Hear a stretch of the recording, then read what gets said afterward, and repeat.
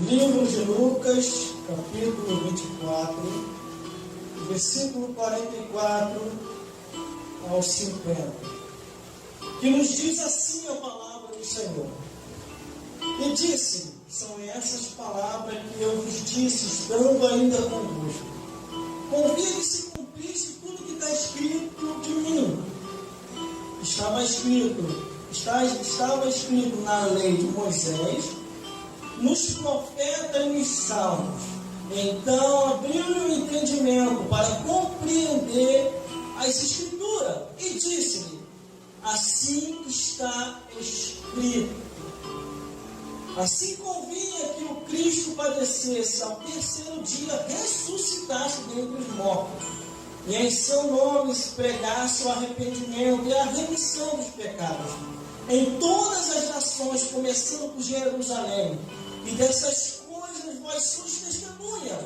E eis que envio sobre vós a promessa de meu Pai. E caio, porém, na cidade de Jerusalém, até que do alto sejais revestido de poder. Vamos continuar aqui nos 50, 51, 52, 53. E levando-os para fora até Betânia. Levantando as mãos, abençoou. E aconteceu que, abençoando ele, se apartou deles e foi elevado aos céus. E adorando eles, tornaram com grande alegria para Jerusalém. E estavam sempre no templo, louvando e bendizendo a Deus. Amém. Vamos repetir o versículo 48, que diz assim: e dessas coisas sois vós testemunhas. Vamos lá, glória a Deus. Versículo 48. E dessas coisas vós sois testemunhas. Aleluia. Não pode sentar, porque o som foi feito. Glória a Deus. Analisando a Bíblia Sagrada, de tudo aquilo que nós acabamos de ler, Lucas só foi o biógrafo, falando a biografia, escrevendo a biografia de Jesus. Daí, foi um escritor, foi só um escritor para escrever a biografia de Cristo, mas as palavras narradas e faladas foram de Jesus. No versículo 44 ao 53, é Jesus falando com os seus discípulos. E havia mais de 500 discípulos ali, ouvindo Jesus depois de ressuscitado. Glórias a Deus. Aí disse assim Jesus, e disse-lhe, são essas palavras que vos disse, estando ainda convosco, que convinha que se cumprisse tudo que de mim estava escrito na lei de Moisés, nos profetas e nos salmos. Quer dizer, Jesus falou que deveria acontecer como aconteceu aquilo em sua vida. A humilhação, a rejeição, a perseguição, a calúnia, a crucificação, a morte e logo após a ressurreição. E aqui está o próprio Jesus falando, tudo tinha que se cumprir. Existem coisas que para se cumprir na minha vida e na sua vida, glórias a Deus, Deus permite muita coisa acontecer. Glórias a Deus. Glórias a Jesus.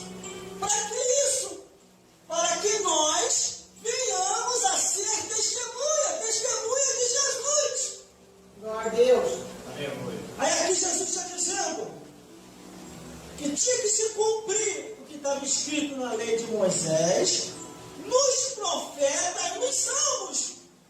Irmão, quando eu li a lei de Moisés, a Torá, os 5 livros, nós conhecemos como Gênesis, Êxodo, Deuteronômio, Levítico, glórias a Deus, glórias a Jesus, e o outro livro, glórias a Deus, Números, glórias a Deus, obrigado, Números.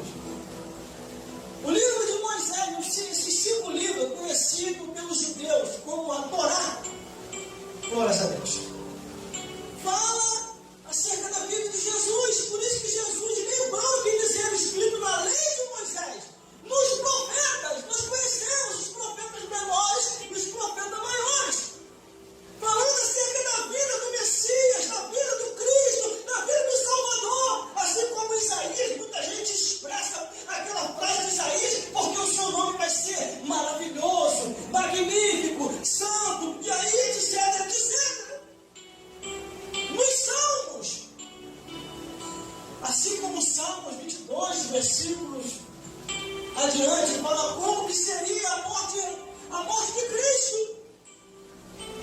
Glórias a Deus.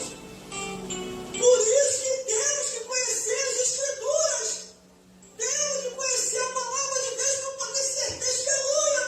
Aleluia. Todos que estão aqui na igreja, ninguém foi chamado para poder ficar perdendo tempo. Todos foram chamados para pregar o Evangelho, para testemunhar e para fazer a obra de Deus. Glória a Deus. Aleluia. Glória a Deus. Vale teu nome, Jesus. E onde Deus está permitindo as coisas acontecerem? Porque Deus quer contar com aquela pessoa para poder ganhar a alma, para poder fazer a diferença, para poder fazer a obra de Deus, e as pessoas não se ocupando com as coisas dessa vida. A Bíblia diz que os casados cuidem como agradar a esposa, mas o solteiro cuida de como agradar o Senhor. O solteiro e as viúvas. Quando eu vi aquele relatório daqueles pastores e pastoras que deram cabo da própria vida, é porque estavam apegados às coisas dessa vida. E olha, irmão, que Deus arranca logo o Espírito Santo da pessoa e deixa a pessoa comune com o diabo. Ou você acha que não? Ou você acha que o espírito de valentia que estava em Elias, onde derrotava um exército, derrotava outro exército, de repente, por uma ameaça de uma mulher, Elias ele foge. Não era a hora de Jezabel morrer. E também não era a hora de Elias. Elias tinha recebido a promessa de subir sem provar a morte. Aí que Deus faz uma providência divina, que é o que eu entendo. Deus tirou só um pouquinho do Espírito Santo que estava sobre Elias. E quando Elias ouve a ameaça, ele foge. E quando ele foge, ele entra na caverna. E o que ele pede? Para morrer. Só que ainda não era chegada a hora de Elias. E o que Deus fez? Levou o Espírito Santo a Elias de novo e diz: levanta e anda, porque a jornada é muito longe. Aleluia! E hoje, Eliseu em teu lugar. E eu te tirarei dessa vida. Só que Elias, antes de subir, ele deixou a profecia no ar. Qual seria o fim de Jezabel? Se cumpriu não no ministério de Elias, mas no ministério de Eliseu. Que lá na frente Eliseu ele lembra. Jezabel morreu daquele jeito, foi a profecia do Elias. Glórias a Deus. Aí o versículo 45, meu Deus do céu, estou até sentindo a presença de Deus forte aqui. Aleluia, glória a Deus. O versículo 45 diz assim: então abriu-lhe o entendimento para compreender as Escrituras, irmão. Tem coisa que não é problema meu, então eu não posso buscar dentro. Tem coisa que é Deus e a pessoa.